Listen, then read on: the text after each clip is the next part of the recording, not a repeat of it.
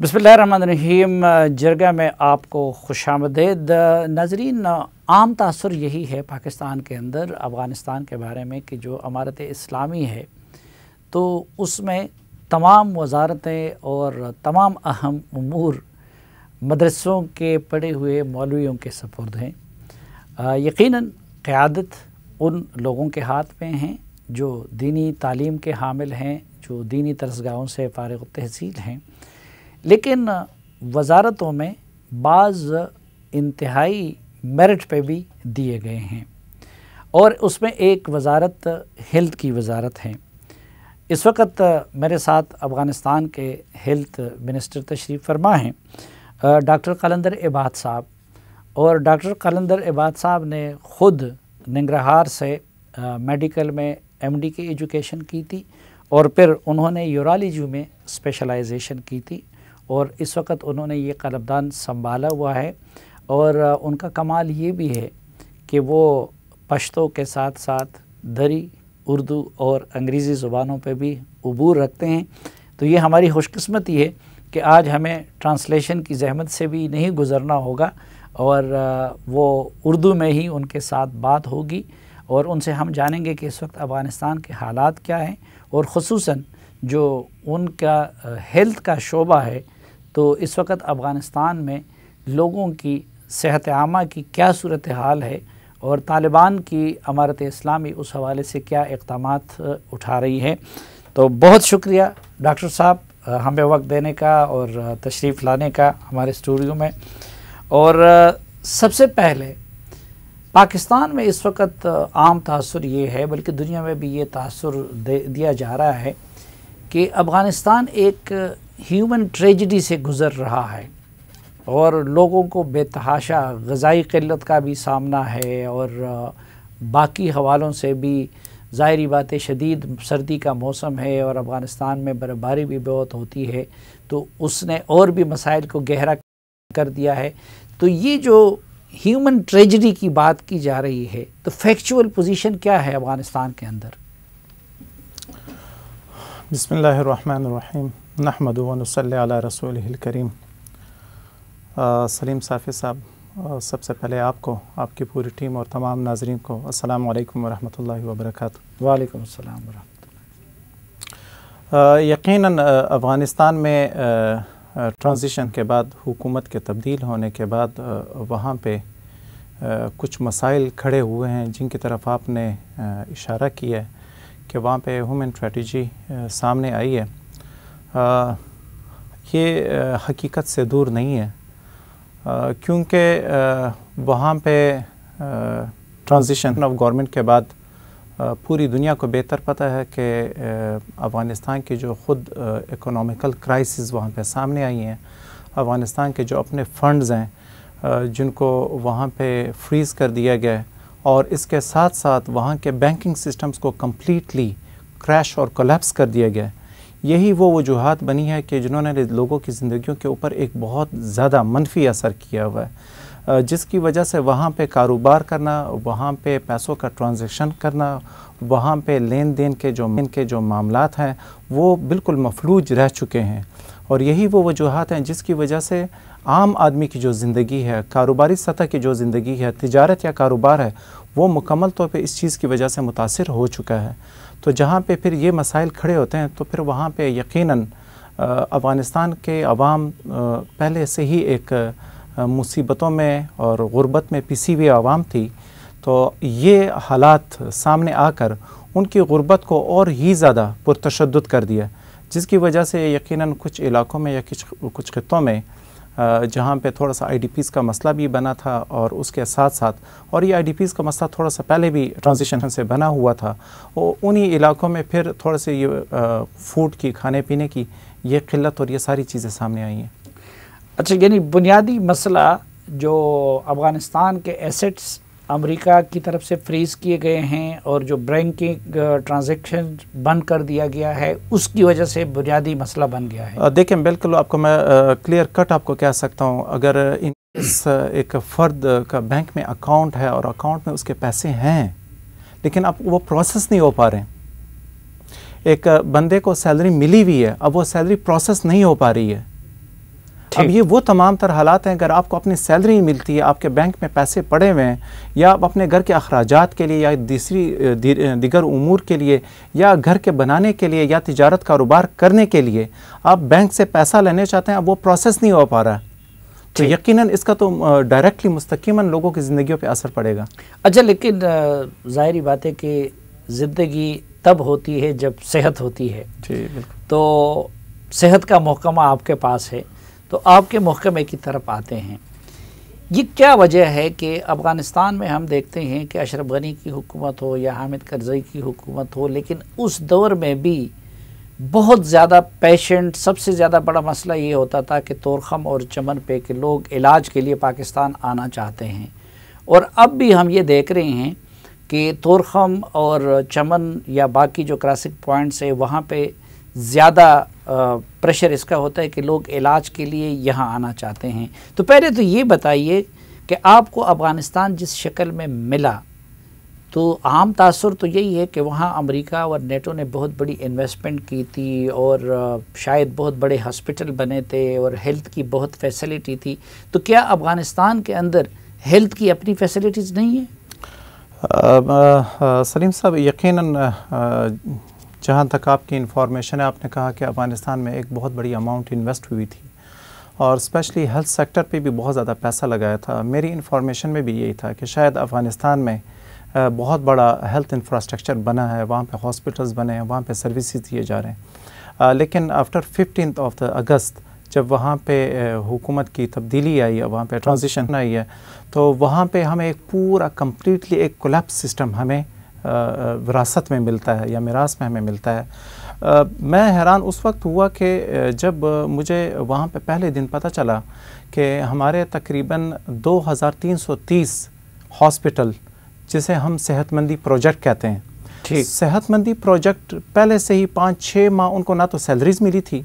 सेहतमंदी projects में शामिल जितने भी हॉस्पिटल्स में 5-6 माह से ना उनको मेडिसिन मिली थी, ना उनको फूड और फ्यूल जो वहाँ की बुनियादी ज़रूरियात थी वो उनको पिछले 6 महीने ट्रांजिशन से 6 माह पहले उनको नहीं मिल चुकी थी। अशरफ गनी की हुकूमत में ही ये सारी 6 महीने उनको नहीं मिली थी। बिल्कुल, ये चीज़ें उनको नहीं मिली थी और स्टिल वो अभी बैलेंस में है। ये हमें विरासत में पिछली या प्रीवियस गवर्नमेंट से हमें ये चीज़ मिलती है। और इसके अलावा आपने बात की कि बड़े लॉन्ग टाइम से हम देख रहे हैं कि पाकिस्तान के बॉर्डर्स पे बहुत सारे मरीज़ पाकिस्तान की तरफ आते हैं, वो यहाँ से मतलब हेल्थ की सर्विसेज लेते हैं या ट्रीटमेंट लेते हैं। यकीनन बिल्कुल ये बात हकीकत है और उसकी बुनियादी वजह यह है कि जिस मुल्क में या जो हुकूमत अपनी टर्शरी केयर के लिए कोई प्लान एंड पॉलिसी नहीं रखती है, यकीनन उनके हालात हमेशा ऐसे ही होते हैं। हमारी अफ़गानिस्तान में पीछे जितनी भी हुकूमतें गुजरी हैं उनमें जो भी हेल्थ सर्विसेज हुई हैं वो बिल्कुल ना होने के बराबर है। अगर थी भी तो वो बिल्कुल प्राइमरी लेवल पे थी। प्राइमरी केयर मतलब उनकी ये जो आपको मैंने बताया कि ये जो 2330 हॉस्पिटल सेहतमंदी प्रोजेक्ट में ये सरासर प्राइमरी केयर हॉस्पिटल्स थे। ये सारी तवज्जो इनकी इस चीज़ पे थे। अगर हम अफ़गानिस्तान में टर्शरी केयर की बात करें तो टर्शरी केयर अफ़गानिस्तान में पहले से भी कोलैप्स था और अभी भी वहाँ पे कुछ मौजूद नहीं है, जो कि हमारे लिए एक बहुत बड़ा मैंडेट और टास्क है कि हमने अफ़गानिस्तान में आगे चलकर अपने टर्शरी केयर को डेवलप करना है। जब हमारी टर्शरी केयर डेवलप होगी तो हमारे पास कंसल्टेंट्स आएंगे, हमारे पास एजुकेशन होगी, पेशेंट को डायग्नोज करने के लिए हमारे पास तमाम तर चीज़ें होंगी और तब जाके मैं अपने उस पेशेंट को जो टर्शरी केयर में जाता है, जो रेफ़र होकर जाता है, वो बजाय इसके कि पाकिस्तान आए या किसी और मुल्क जाए, वो अपने ही मुल्क में ट्रीटमेंट ले सकेगा। अच्छा, अब आपको हुकूमत संभाले भी और आपको ये वजारत संभाले भी कई माह हो गए, तो आपने इस सिस्टम की बहाली के लिए या उसमें कुछ बेहतरी लाने के लिए अभी तक आप लोगों ने क्या किया? यकीनन जैसे पहले मैंने आपको कहा कि अफ़गानिस्तान का हेल्थ में कुछ हिस्सा जो कि इंटरनेशनल फ़ंड पे डिपेंडेंट था। सबसे पहले तो हमने ये कोशिश की है कि इंटरनेशनल कम्युनिटी को हमने कन्वे किया है, उनको हमने इस चीज़ पे आमादा किया है कि ये ह्यूमैनिटेरियन एड्स हैं, ये ह्यूमन राइट्स है, ये ह्यूमन असिस्टेंस है। आप लोग जिस तरह पहले मतलब यहाँ पे हेल्थ सिस्टम को फैसिलिटेट कर रहे थे या फ़ंड दे रहे थे, काइंडली आप उन्हीं चीज़ों को मद्देनज़र रखते हुए आप अपने फ़ंड्स को जारी रखें। तो अल्हम्दुलिल्लाह इस वक्त हमने सेहतमंदी प्रोजेक्ट को स्विच ऑन कर दिया है। पिछले 3 माह से तकरीबन यूनाइटेड नेशन ने $45 मिलियन सेहतमंदी प्रोजेक्ट के लिए दिए हैं। इसके अलावा फर्दर 5 माह के लिए और भी फ़ंड दे चुके हैं। वहाँ पे हमारे जितने भी इम्यूनाइजेशन के प्रोग्राम है वो हमने पूरे अफ़गानिस्तान में, यानी इससे पहले अफ़गानिस्तान में कोई 30 या 40% एरिया में हमारे हेल्थ सर्विसेज या इम्यूनाइजेशन प्रोग्राम को इम्प्लीमेंट किया जाता था। अल्हम्दुलिल्लाह इस वक्त हम पूरे अफ़गानिस्तान में 100% हमारे, चाहे पोलियो के प्रोग्राम है, चाहे कोविड वैक्सीन के प्रोग्राम है, चाहे दूसरे हमारे इम्यूनाइजेशन, चाहे वो मीज़ल्स हो या क्लोरा हो या दूसरे दीगर हमारे हिफाजती प्रोग्राम, वो पूरे अफ़गानिस्तान में हम लोगों ने इम्प्लीमेंट कर दिए हैं और सही सक्सेसफुल हम लोग जा रहे हैं। अच्छा, आपने पोलियो प्रोग्राम का जिक्र किया, तो हमारे मुल्क में भी बाज़ दीनी हलकों की तरफ से उसकी मुज़ाहमत की जाती है और बदकिस्मती से यही 2 मुल्क है, पाकिस्तान और अफ़गानिस्तान के, जहाँ पे अभी तक ये मुसीबत और ये वबा किसी न किसी शक्ल में बाकी है। तो आपके यहाँ पोलियो प्रोग्राम चल रहा है, आपने उसको फ़ाल कर दिया है और इजाज़त दे दी है? जी बिल्कुल, अल्हम्दुलिल्लाह पोलियो प्रोग्राम इससे पहले भी हम इसके मतलब हिमायत में थे और अब भी इसके हिमायत में हैं। इंटरनेशनल कम्युनिटी के साथ बिल्कुल साथ हम चल रहे हैं और हमारी पूरी कोशिश है कि ना सिर्फ के अफ़गानिस्तान में बल्कि पाकिस्तान में भी पोलियो की जो वबा है, जो बिल्कुल अपनी आखिरी लहज़ों पे है या ख़त्म होने के एक टारगेट पे पहुंच चुकी है, और ये दोनों अफ़गानिस्तान और पाकिस्तान के लिए एक बड़ा टारगेट है। और हमारी कोशिश होगी कि इंशाल्लाह 2022 के एंड तक हम पोलियो की वबा पाकिस्तान और अफ़गानिस्तान से मिलकर हम यहाँ से ख़त्म कर सकें। लेकिन उससे मुतालिक ये जो साजिशी थ्योरीज़ हैं, तो आप डॉक्टर भी हैं और अमारत इस्लामी के वज़ीर भी हैं, तो आप उन पर यकीन नहीं रखते और आप कौम को ये नसीहत करना चाहते हैं कि वो बच्चों को पोलियो के क़तरे पिला दें? यकीनन बिल्कुल, बीइंग ए डॉक्टर मैं सबसे मतलब वाज़ेह तौर पे कह सकता हूँ कि जो बीमारियाँ हैं उसको हमें बीमारी ही समझना चाहिए और जो उसके रोकने के तदाबीर हैं और जो पूरी इंटरनेशनल लेवल पे तजुर्बे हो चुके हैं और पूरी दुनिया से मुख्तलिफ़ किस्म के अमराज पहले जो दुनिया में मौजूद थे वो इन्हीं कंपाइंस और इंटरनेशनल स्ट्रेटजी के मुताबिक ख़त्म हो चुके हैं। तो इंशाल्लाह उस चीज़ को फॉलो करते हुए हम इस बात की तायद करते हैं कि हम चाहे वो पोलियो हो, चाहे वो मीज़ल्स हो, चाहे वो कोई दीगर अमराज हो या कोविड-19 हो, उसके लिए जो भी इंटरनेशनल प्लेटफॉर्म पे प्रोग्राम्स या उसके लिए स्ट्रेटजी बनाई जाएगी, इंशाल्लाह उसको हम फॉलो करते हैं। कोविड के बारे में क्या पॉलिसी है आप लोगों की और क्या सूरत हाल है? क्योंकि आम तासुर ये है कि जी शुरूज़ में तो SOPs पे भी अमल किया जा रहा था, लेकिन आपकी हुकूमत में आने के बाद SOP पे अमल भी ख़त्म हो गया है, क्योंकि अब तो ये सूरत हाल है कि अगर कोविड के SOPs पे अमल ना किया जाए, वैक्सीनेशन ना की जाए, तो उसके बाद दुनिया के साथ इंटरेक्शन मुश्किल होगा। तो आप लोग कर रहे हैं वैक्सीनेशन? कोविड-19 के हवाले से मैं आपको बताता चलूँ कि शायद पहले से हम बहुत ज़्यादा SOPs पे भी अमल कर रहे हैं और कोविड-19 के रोकथाम के लिए जो वैक्सीनेशन प्रोग्राम किया जा रहा है उसको हमने पहले के निस्बत कई गुना ज़्यादा तेज़ी के साथ स्पीड अप किया हुआ है। मसलन शुरू में जब अगस्त में ट्रांजिशन हुई है तो उस वक्त हमने जब अमाउंट या अकाउंट जो हमने की थी कि कितनी तादाद हमारी पॉपुलेशन वैक्सीनेट हो चुकी है, वो 1.8 मिलियन थी जो वैक्सीनेट हुई थी। उसके बाद जब हमने कंपाइन स्टार्ट किए हैं, जबकि उस वक्त हमारे बहुत सारे हेल्थ सेंटर्स को लैप्स थे, लेकिन उसके बावजूद भी हमने कोशिश की है कि हम अपनी आवाम को इस पेंडेमिक डिज़ीज़ से बचा सकें, इस मौतज़ीदा मरज़ से या मुज़िर मरज़ से हम बचा सकें। हमने इतनी स्पीडली वैक्सीनेशन प्रोग्राम किए कि इस वक्त तकरीबन 5 मिलियन लोग हमारे कंप्लीट वैक्सीनेट हो चुके हैं और जो डबल डोज़ लेने वाले हैं वो दूसरी डोज़ लेकर इंशाल्लाह हमारे अनकरीब ही 7 मिलियन लोग हमारे कंप्लीट वैक्सीनेटेड हो जाएंगे। लेकिन इस वक्त जो हालत है, आपके एसेट फ्रीज कर दिए गए हैं, तो ज़ाहिर बात है कि अमारत इस्लामी अपने वसाइल से तो नहीं ख़रीद सकती। तो दुनिया के कुछ ममालिक ऐसे हैं कि जो कोविड के वैक्सीन में आपकी मदद कर रहे हैं? जी बिल्कुल, इस वक्त तकरीबन चाइना से हमें एक बहुत बड़े अमाउंट में हमें वैक्सीन मिल चुके हैं। इसी तरीके से अमेरिका से भी हमें वैक्सीन मिल चुके हैं, इंडिया से भी हमें वैक्सीन मिल चुके हैं, ऑस्ट्रिया से हमें वैक्सीन मिल चुके हैं। कोवैक्स के प्रोग्राम में शामिल जितने ममालिक हैं वो वक्तन फ़वक्तन हमें वैक्सीन प्रोवाइड कर रहे हैं, जो आगे हम लोगों में इस प्रोग्राम को आगे डिस्ट्रीब्यूट भी कर रहे हैं और लगा भी रहे हैं और कामयाबी से हम जा रहे हैं। तो अब अगर 5 बिलियन हो चुके हैं तो अल्टीमेट टारगेट आपका यही है कि 100% वैक्सीनेशन हो जाए बाकी? इंशाल्लाह हमारा टारगेट है कि 100% वैक्सीनेशन हम कंप्लीट कर सकें। नाज़रीन, एक मुख्तसर सी ब्रेक, वापस आते हैं तो डॉक्टर कलंदर इबाद साहब के साथ गुफ्तगू का सिलसिला जारी रखेंगे। हमारे साथ रहिए।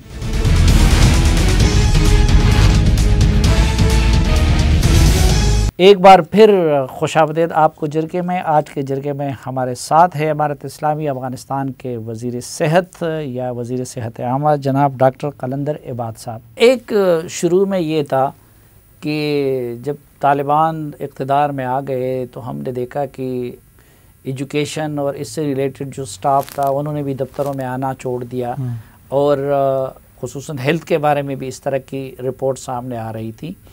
तो अब क्या वही जो हेल्थ का स्टाफ था, डॉक्टर, नर्सेज, और वो वापस आ चुके हैं या कि नहीं? अस्पतालों में भी आपने तालिबान बिठा दिए?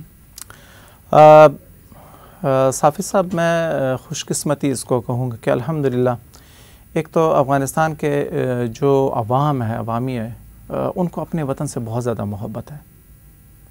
और उसकी एक ज़िंदा मिसाल आपको ये मैं बताऊँगा कि जब हम काबुल गए और हमने हेल्थ सेक्टर में हर हॉस्पिटल, हर क्लिनिक में जाके देखा तो अल्हम्दुलिल्लाह हमारा A to Z पूरा का पूरा स्टाफ मौजूद था और वो एक अज़म के साथ वहाँ पे काम कर रहे थे, डे नाइट ड्यूटीज़ दे रहे थे। वो ये एक बात कर रहे थे कि ये हमारा अपना वतन है, ये हमारे अपने लोग हैं और इनकी हम खिदमत करेंगे, हमने कहीं नहीं जाना। हेल्थ सेक्टर में एक सिंगल पर्सन भी मिस नहीं हुआ, एक सिंगल पर्सन भी मुल्क छोड़कर नहीं गया। हमारे जितने कंसल्टेंट डॉक्टर्स थे, हमारी जितनी कंसल्टेंट फीमेल डॉक्टर्स थी, हमारे चाहे मतलब मेडिकल ऑफिसर्स थे या हमारा मेडिकल या पैरामेडिकल जितना स्टाफ था, A to Z सब का सब वहाँ पे मौजूद रहे और अल्हम्दुलिल्लाह उन सबको हमने फैसिलिटेट किया है। पहले दिन से ही मतलब हम उनके पास गए और उनको हमने मतलब बहुत दिलासा दिया और उनको हमने कहा कि खुदा ना ख्वास्ता ऐसा कुछ भी नहीं है कि जो आप लोगों के लिए, आप लोगों की ज़िंदगियों के लिए कोई यहाँ पे मसाइल या मुश्किलात पैदा होंगे, बल्कि आपको अगर कोई मसला है या किसी की वजह से आपको मसला है, आप वो सारी तमाम तर चीज़ें हमसे शेयर कर सकते हैं। इंशाल्लाह उसको सॉल्ट आउट करने में हम आपकी पूरी मदद करेंगे। इस वक्त अफ़गानिस्तान में चाहे डॉक्टर मेल है या फीमेल है या नर्सिंग स्टाफ है, सब के सब महफूज हैं और बहुत ज़्यादा खुश हैं। लेकिन अमूमन हमने देखा है कि हेल्थ के शोबे में ख़वातीन का किरदार ज़्यादा होता है, डॉक्टर हो या नर्सिंग स्टाफ हो या बाकी लोग हों। तो हमने देखा था कि तालिबान की पिछली हुकूमत में अमूमन ख़वातीन डॉक्टर को इजाज़त नहीं थी। तो क्या अब आपने जितने हेल्थ से मुताल्लिक़ ख़वातीन स्टाफ है वो उसी तरह सरकारी इदारों में काम कर रही हैं? बिल्कुल। अगर मैं हेल्थ मिनिस्ट्री की बात करूं, हेल्थ मिनिस्ट्री में अल्हम्दुलिल्लाह हमारी जितनी फीमेल स्टाफ थी और जिन जिन पोजीशंस पे थी, चाहे वो कोई डायरेक्टर थी या कोई डायरेक्टोरेट में थी या किसी भी लेवल पे या ऑफिस लेवल पे वो काम कर रही थी या वहाँ पे जो भी उनकी जॉब्स थी, वो सब के सब वहाँ पे आज भी मौजूद हैं। आज भी वो अपने तमाम तर जॉब्स को आगे प्रोसीड कर रही हैं, उनको कोई मसला वहाँ पे नहीं है। आज वो पहले से ज़्यादा खुश हैं क्योंकि पहले से इनको कुछ थ्रेट्स थे, कुछ मसाइल मतलब इनको फेस मतलब करने पड़ते थे, लेकिन अल्हम्दुलिल्लाह अब वो बहुत ज़्यादा खुश हैं क्योंकि अब अगर कोई उनको थ्रेट होता है, कोई प्रॉब्लम होती है, वो जब हमसे शेयर करते हैं तो उसी वक्त हम उनका सारा मसला हल कर देते हैं, नंबर एक। दूसरा ये कि इस वक्त हमारे जो नर्सिंग स्टाफ है या मिडवाइफ्स हैं, जो पहले ही अफ़गानिस्तान में बहुत ज़्यादा मतलब उन्होंने एजुकेशन और बहुत ज़्यादा मतलब फारिग हो चुकी थी, उनको हमने हायर किया है, उनको हम लेकर आए। इनमें से बहुत सारी ऐसी स्टाफ्स हैं, बहुत सारे ऐसे मिडवाइफ्स ख़वातीन हैं कि जिन्होंने मतलब एक जज्बे के तौर पे आके कहा कि हम वॉलंटियरली काम करना चाहती हैं, हम खिदमत करना चाहती हैं, हमें जस्ट आप स्पेस दें, हमें मौका दें, इंशाल्लाह हम इस मुल्क की और इन लोगों की इस सख्त वक्त में हम हर किस्म की खिदमत के लिए तैयार हैं। तो अल्हम्दुलिल्लाह इस वक्त हमने तकरीबन 500 से लेकर 1000 तक नई फीमेल स्टाफ सामने रखी हैं। और साथ साथ आपको मैं बताता चलूँ कि अभी तकरीबन 2 हफ्ते पहले हमने स्पेशलाइजेशन का इंट्रेंस एग्ज़ाम लिया है पोस्ट ग्रेजुएशन ट्रेनिंग के लिए, जिसमें से तकरीबन 6000 कैंडिडेट्स ने पार्टिसिपेट किया था। 5000 आर्ट्स होते जो 6000 नियर अबाउट, मतलब इनकी इतनी तादाद थी। अच्छा, अब इसमें तकरीबन 2000 हमारी फीमेल थी, 2000 ख़वातीन थी जिन्होंने पोस्ट ग्रेजुएशन ट्रेनिंग के लिए उन्होंने आगे एंट्रेंस एग्ज़ाम दिया है, और उसमें अल्हम्दुलिल्लाह बहुत ज़्यादा ख़वातीन कामयाब भी हुई हैं। उसमें एक चीज़ आपको मैं बताता चलूँ कि पीछे अफ़गानिस्तान में, ये अफ़गानिस्तान के तमाम आवाम को भी पता है और हमारे डॉक्टर्स को भी पता है कि वहाँ पे फ़ीमेल्स के लिए माँ सिवाय ऑप्स और गायनी के कोई और शोबा नहीं था। लेकिन इस टाइम हमने ख़वातीन को फ्रीली उनके चॉइस पे छोड़ा है। अगर वो जनरल सर्जरी में आना चाहती हैं तो बिल्कुल वो आ सकती हैं, वो ऑर्थोपीडी में आना चाहती हैं बिल्कुल वो आ सकती हैं, वो यूरोलॉजी में आना चाहती हैं बिल्कुल वो आ सकती हैं, वो प्लास्टिक सर्जरी में आना चाहती हैं वो आ सकती हैं, वो पीड्स में आना चाहती हैं वो आ सकती हैं। मतलब उनके ऊपर कोई ऑब्जेक्शन नहीं। मेडिकल हेल्थ में हमने उनको फ्री रखा हुआ है कि जिस फील्ड में उनका इंटरेस्ट है वो अपने इंटरेस्ट के मुताबिक वो आगे आ सकते हैं, उस फील्ड में वो ट्रेनिंग ले सकते हैं। और ख़वातीन डॉक्टर्स को प्राइवेट प्रैक्टिस की भी इजाज़त है? बिल्कुल इजाज़त है। हाँ, बिल्कुल पूरे अफ़गानिस्तान में हमारी ख़वातीन डॉक्टर साहबान बिल्कुल फ्रीली एक शफाफ अंदाज में वो अपनी प्रैक्टिस कर रही हैं। कोई उनको मतलब अगर किसी रूल्स और रेगुलेशंस की वजह से कोई उनके लिए प्रॉब्लम नहीं है तो कोई उनको रोकने वाला। अच्छा, जब पहले भी कई वहाँ से इनको तनख्वाहें नहीं मिली थी, अब आपकी हुकूमत की भी ये हालत है, तो इन लोगों के जो डॉक्टर्स हैं, जो नर्सिंग स्टाफ है, जो हॉस्पिटल में काम करने वाले, इनकी तनख्वाहों का क्या हो रहा है या फी सबिलिल्लाह काम कर रही हैं? नहीं, अल्हम्दुलिल्लाह सलीम साहब, पहले 1 माह या 1.5 माह तक ये मसाइल थे कि हमारे पास सैलरीज़ का थोड़ा सा वो बंदोबस्त करना, क्योंकि एकदम से पूरा सिस्टम को कंट्रोल करना और स्पेशली फिर इकोनॉमी को कंट्रोल करना ये ज़रा एक बहुत बड़ा सवाल था। लेकिन 1.5 माह के बाद हमने तमाम तर स्टाफ को, गवर्नमेंट सेक्टर में जितने भी एम्प्लॉय थे सबको सैलरीज़ मिल चुकी हैं। इस वक्त तकरीबन तमाम एम्प्लॉयज़ गवर्नमेंट के सेक्टर में काम करने वाले, ना कि सिर्फ हेल्थ के बल्कि जिस भी सेक्टर में वो काम कर रहे हैं, उनको 3-3, 4-4 माह की सैलरीज़ कम्प्लीटली मिल चुकी हैं। अगर बैलेंस में है तो वो पिछली गवर्नमेंट के जो 3 माह, 4 माह, 5 माह की सैलरीज थी उनका वो थोड़ा सा इशू बना हुआ है। इंशाल्लाह हमारी कोशिश है कि हम वो जो एक गैप है, जो स्पेस बनी है, वो भी हम कंप्लीट कर सकें। अच्छा, अब ये बताइए कि फ्यूचर के लिए और मुस्तकबल के लिए आपके क्या प्लान्स हैं हेल्थ के सेक्टर में? बिल्कुल, ये बहुत अच्छा शॉर्ट टर्म क्या है, लॉन्ग टर्म क्या है? बिल्कुल, शॉर्ट टर्म में तो सबसे पहले जो मेरे लिए एक बहुत बड़ा चैलेंज है वो है अफ़गानिस्तान में एमरजेंसी। यकीनन ट्रांजैक्शन के बाद वहाँ पे जो कोलैप्स सिस्टम हमें मिला, वहाँ पे हेल्थ सिस्टम में जो फ्रीज फंड्स मतलब हमें फेस करने पड़े, वहाँ पे हमारे क्लिनिक्स में दवाइयाँ, वहाँ पे सैलरीज़, वहाँ पे फ्यूल, फूड, ये बहुत बड़े इश्यूज़ थे हमारे लिए जो हमें मिले वहाँ पे। सबसे पहले तो हमें अपने एमरजेंसी को कवर करना था, ये मेरा शॉर्ट टर्म में ये प्रोग्राम था। मैंने अपने नेबरिंग कंट्री से, स्पेशली पाकिस्तान से, हमारे नेबर में जितने दूसरे ममालिक हैं, हमारे अरब कंट्रीज़ हैं, शुरू में अल्हम्दुलिल्लाह हमें यहाँ पे दवाइयों की सूरत में बहुत बड़ा फ़ंड हमें मिला है, और जो पाकिस्तान की तरफ से अभी भी चल रहा है। इसी तरह WHO की तरफ से भी हमें काफ़ी फ़ंड दवाइयों की सूरत में मिला है। काफ़ी हद तक उन्होंने हमारी उस एमरजेंसी को रिकवर किया, लेकिन स्टिल एमरजेंसी है, उसको रिकवर हमने करना है। जो मैं अपनी पूरी इंटरनेशनल कम्युनिटी से, अपने नेबरिंग कंट्री से, तमाम मुस्लिम ममालिक से मैं ये शेयर करना चाहता हूँ कि अफ़गानिस्तान में इस वक्त भी ह्यूमैनिटेरियन क्राइसिस है, और स्पेशली हेल्थ सेक्टर में है, जहाँ पे दवाइयों और सैलरीज़, फ्यूल और फूड का बहुत बड़ा इशू बना हुआ है। इसमें जितना भी वो जल्द पार्टिसिपेट कर सकते हैं, वहाँ पे ह्यूमैनिटेरियन क्राइसिस को रोकने में और ख़त्म करने में ये इनका एक बहुत बड़ा कदम होगा।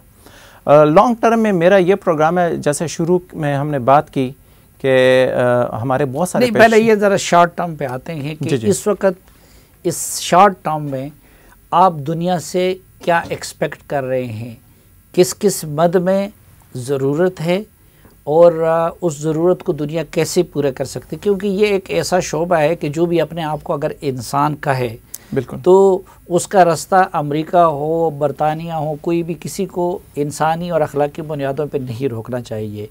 इसी तरह बहुत सारे आलमी वेलफेयर इदारे भी होंगे, इंडिविजुअल भी होंगे जो कि हेल्प करना चाहेंगे।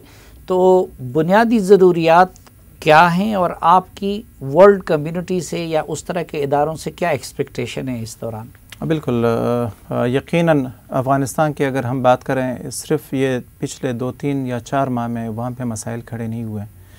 अफ़गानिस्तान में पीछे से ही बहुत सारे मसाइल चल के आ रहे थे। मैंने अर्ज़ कर दिया था कि पहले से ही मतलब बहुत सारे क्लिनिक्स में, हज़ारों की तादाद में क्लिनिक्स थे जहाँ पे दवाइयाँ मौजूद नहीं थी, हज़ारों के क्लिनिक्स थे जहाँ के स्टाफ को सैलरीज़ नहीं मिली हुई थी, और वहाँ पे मरीज़ों के लिए ना तो खाना था, क्योंकि अफ़गानिस्तान में वहाँ पे एडमिट पेशेंट्स और प्लस जो आपका मेडिकल स्टाफ है उन सबको खाना दिया जाता है, वो भी वहाँ पे मौजूद नहीं था।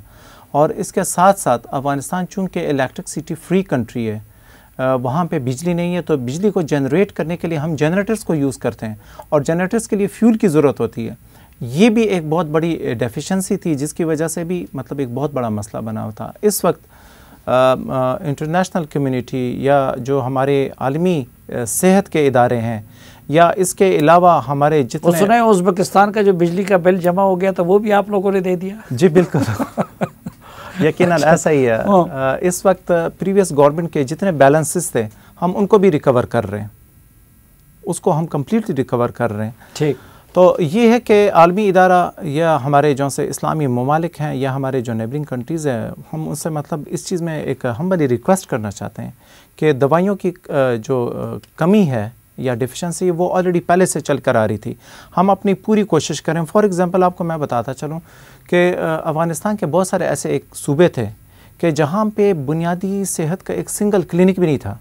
अगर मैं नूरिस्तान की बात करूं तो वहाँ पे एक सिंगल क्लिनिक भी नहीं था, और क्लिनिक में एक पैरास्टामोल वहाँ पे नाम की चीज़ भी वहाँ पे मौजूद नहीं थी। पूरे नूरिस्तान में आपको ये चीज़ नहीं मिल रही थी।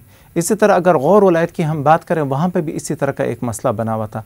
अगर पख्तिका और उर्ज़गान की मैं बात करूँ तो वहाँ पे पिछले 20 साल से कोई सर्विसेज नहीं थे, बिल्कुल सारा सिस्टम वहाँ पे कोलैप्स था। बहुत सारे ऐसे एरिया जिनको वो वाइट एरिया से डिक्लेयर करके, तो वहाँ पे ना तो हेल्थ फैसिलिटेट करने के लिए वहाँ पे सर्विसेज दी जाती थी, ना तो वहाँ पे कोई दवाइयाँ जाती थी, ना कोई इंटरनेशनल कम्युनिटी का मेंबर वहाँ पे जाया करता था। अब हमने सबसे पहले काम यही किया कि वो जो वाइट एरियाज़ थे या जो हेल्थ फैसिलिटीज़ लेस एरियाज़ थे, सबसे पहले हमने वहाँ पे जाके क्लिनिक ओपन किए, हमने वहाँ पे डॉक्टरों की टीम्स भेजें, हमने वहाँ पे मोबाइल टीम्स भेजें। बहुत सारे ऐसे पाकिस्तान के मोबाइल टीम्स आई हैं कि जिनको हमने खोस्त, कंदहार, काबुल और साइड एरियाज़ में हमने भेजकर, तो वहाँ पे हम लोगों को फैसिलिटेट कर रहे हैं। इसके अलावा जितनी दवाइयाँ हमें फ़ंड्स की सूरत में मिली है, हमने पूरी कोशिश की है कि वो हम उन एरिया में जहाँ पे पिछले 20 सालों से दवाइयों का नाम और निशानी, वहाँ पे उन लोगों तक हम पहुँचा सकें।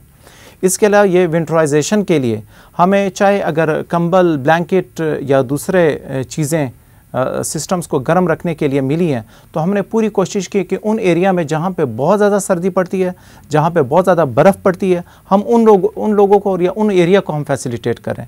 स्टिल वो चीज़ें अभी चल रही हैं और अभी भी वहाँ पे ज़रूरत बहुत ज़्यादा है। नाज़रीन, एक मुख्तसर सी ब्रेक, वापस आएंगे तो डॉक्टर साहब के साथ गुफ्तगू का सिलसिला आगे बढ़ाएंगे। हमारे साथ रहिए।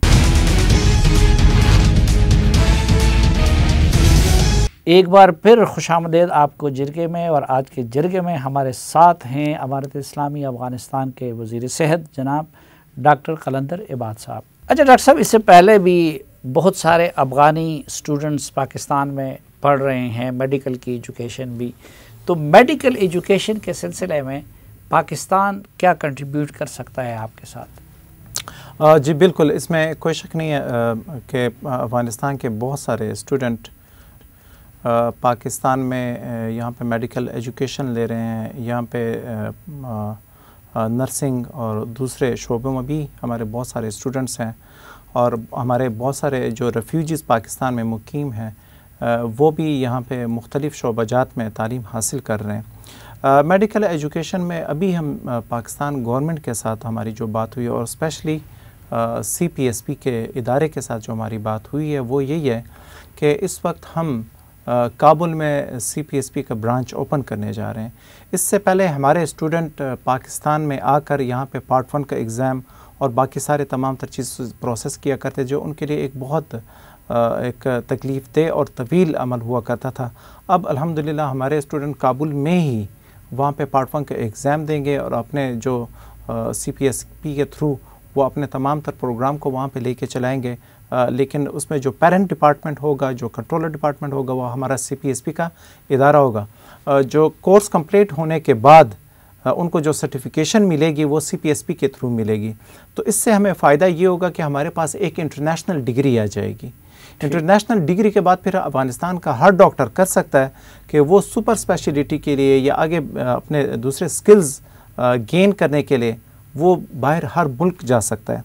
एक ये, इसके अलावा MD और MS के बहुत सारे प्रोग्राम जो हमारे पाकिस्तान की मुख्तलिफ यूनिवर्सिटीज़ करवा रही हैं, इंशाल्लाह वो भी हम अफ़गानिस्तान में इंट्रोड्यूस करवाने जा रहे हैं स्पेशलाइज प्रोग्राम में या पोस्ट ग्रेजुएशन ट्रेनिंग में। तो इंशाल्लाह पाकिस्तान का ये एक बहुत बड़ा हमारे साथ हिस्सा होगा, बहुत बड़ा कंट्रीब्यूशन होगा कि अगर CPSP का ब्रांच अफ़गानिस्तान में खुल जाए, MD और MS के प्रोग्राम वहाँ पे आ जाए, तो इंशाल्लाह अफ़गानिस्तान बिल्कुल एक नए दौर में इंटर हो जाएगा। पाकिस्तान से आप लोग हेल्थ की मद में क्या एक्सपेक्ट कर रहे हैं? पाकिस्तान की हुकूमत क्या कर सकती है? पाकिस्तान में हेल्थ से रिलेटेड जो हमारा निजी शोबा है वो क्या कर सकता है आपके लिए?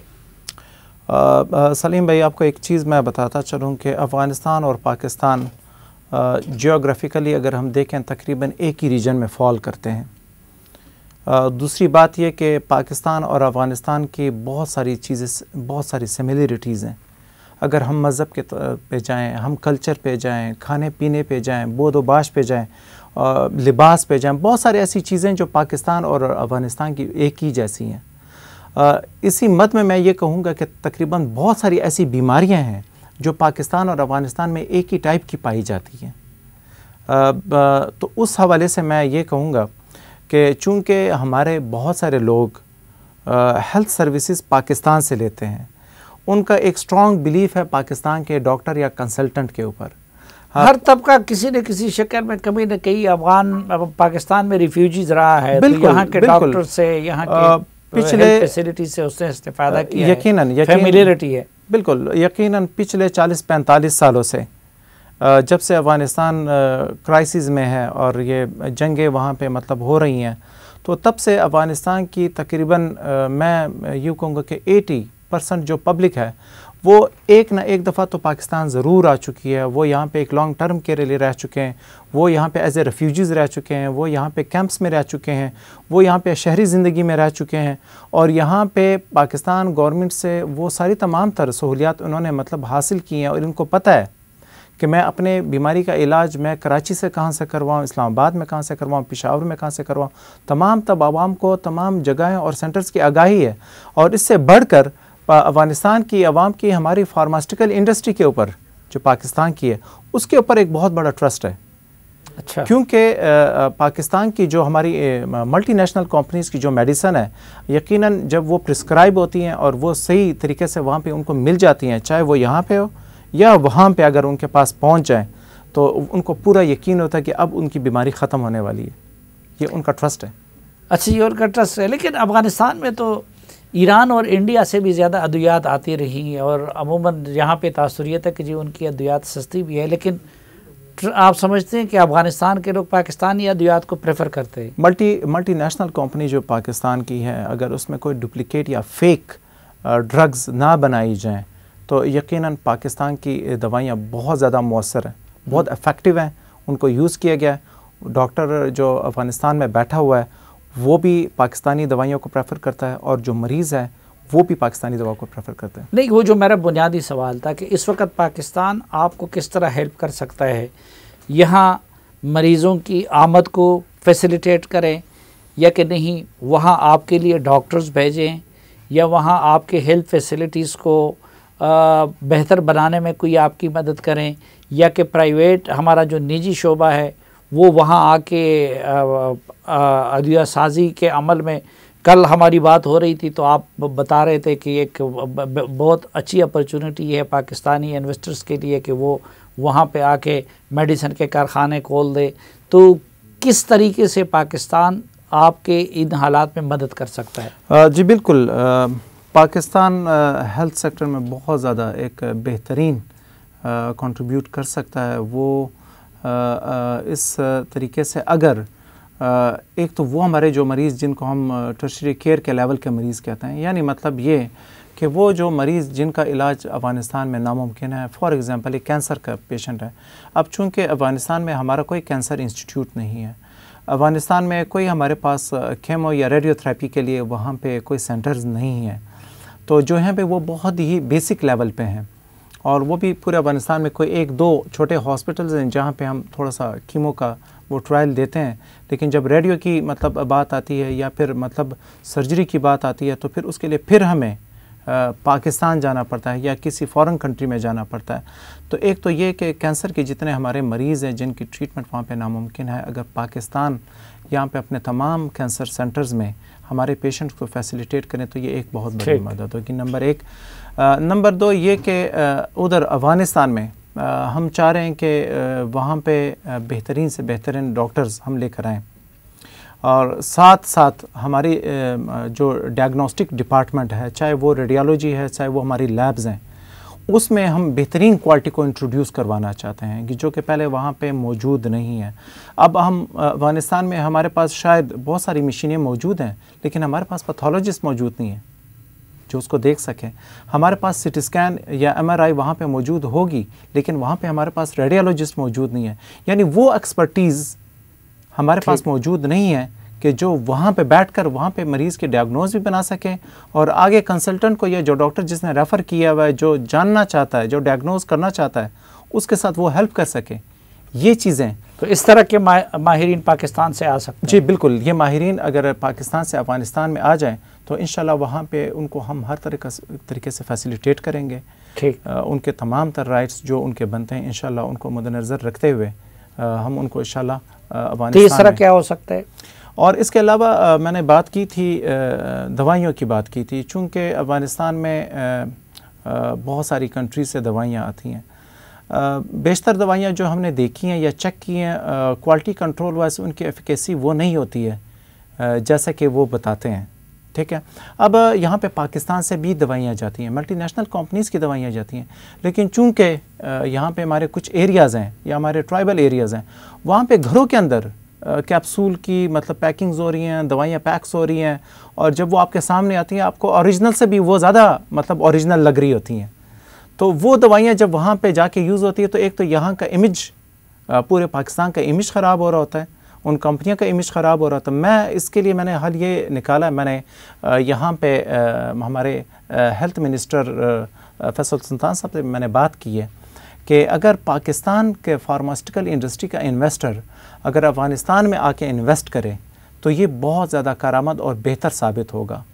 उससे वहाँ की इकोनॉमी भी बेहतर होगी, वहाँ पे लोगों के पास स्किल भी आ जाएगा, और वहाँ पे लोगों को रोज़गार भी वहाँ पे लोगों के पास आ जाएगा। और दूसरा ये कि चूँकि अफ़गानिस्तान टैक्स और सब्सिडी लेस कंट्री है, तो वहाँ पे अगर रॉ मटेरियल हमें किसी तीसरे मुल्क से लाना पड़े तो पाकिस्तान के बनिस्बत वहाँ पे हमारी प्रोडक्शन बहुत ही कम पैसों में हो सकती है, जो कि वहाँ पे इकोनॉमिकली लोगों के लिए वो भी बहुत बड़ा फ़ायदा है। एक आखिरी सवाल, ये जो लोग आएंगे उनको जान और माल की तहफ़्फ़ुज़ होगी, उनसे जबरन दाढ़ियाँ तो नहीं रखवाई जाएंगी? यकीनन अफ़गानिस्तान में इस वक्त अमन की ये सूरत है कि अफ़गानिस्तान के आप किसी भी खित्ते में रात के 1 बजे या 2 बजे आप जाना चाहें, आपको कोई रोकने टोकने वाला नहीं है। दूसरी बात यह कि आपके सर को, आपके माल को, आपके तमाम तर चीज़ों को 100% वहाँ पे तहफ़्फ़ुज़ हासिल है। अफ़गानिस्तान अब वो अफ़गानिस्तान नहीं रहा जो पिछले 20 सालों में था। काबुल अब वो काबुल नहीं है जो पिछले 20 सालों में था। अगर आपके हाथ में कोई 1000 रुपये का भी मोबाइल था तो उससे भी आपको खौफ महसूस होता था कि कई रास्ते चलते हुए कोई मुझसे छीन ना ले, या 1000-2000 के मोबाइल के लिए मुझे कोई शूट ना कर दे। अब वो हालात नहीं है। अब अफ़गानिस्तान में आप महंगी से महंगी गाड़ी भी लेकर आ सकते हैं, महंगे से महंगा मोबाइल भी रख सकते हैं। वहाँ पे जिस तरीके से आप अपने लाइफ को गुजारना चाहते हैं तो आप वहाँ पे गुजार सकते हैं। लेकिन वो अगर महंगी सूट पहनना चाहे, महंगी टाइप रखना चाहे, यानी लिबास हुलिये के लिहाज से तो कोई जबर नहीं होगा किसी पे। अपनी मर्जी से जो डॉक्टर या इन्वेस्टर होगा अपनी मर्जी का लिबास पहन सकता है, अपनी मर्जी का हुलिया रख, कोई ऑब्जेक्शन नहीं है, कोई ऑब्जेक्शन नहीं है। क्योंकि इस वक्त मेरे अपने मिनिस्ट्री में मेरे जितने भी एम्प्लॉयज़ हैं आधे से ज़्यादा 3 पीस में आते हैं। Tie, clean shave, suited booted. इसी तरह फॉरेन मिनिस्ट्री में, हमारी दीगर मिनिस्ट्रीज़ में आप जाएं तो वहाँ पे आपको जितने वर्कर्स मिलेंगे वो सारे आपको सूटेड बूटेड मिलेंगे। कोई ऑब्जेक्शन नहीं है, किसी के लिए कोई थ्रेट नहीं है। डॉक्टर कलंदर इबाद साहब, बहुत शुक्रिया हमें वक्त देने और हमें एजुकेट करने के लिए। नाज़रीन, इस दुआ के साथ कि अफ़गानिस्तान अमन और खुशहाली का गहवारा बने, और इस उम्मीद के साथ कि पाकिस्तान और अफ़गानिस्तान हकीकी मानों में हकीकी भाई और अमन के मस्कन बने, आज के जरगे से डॉक्टर कलंदर इबाद साहब के एक बार फिर शुक्रिया के साथ इजाज़त चाहता हूँ। अल्लाह हाफ़िज़।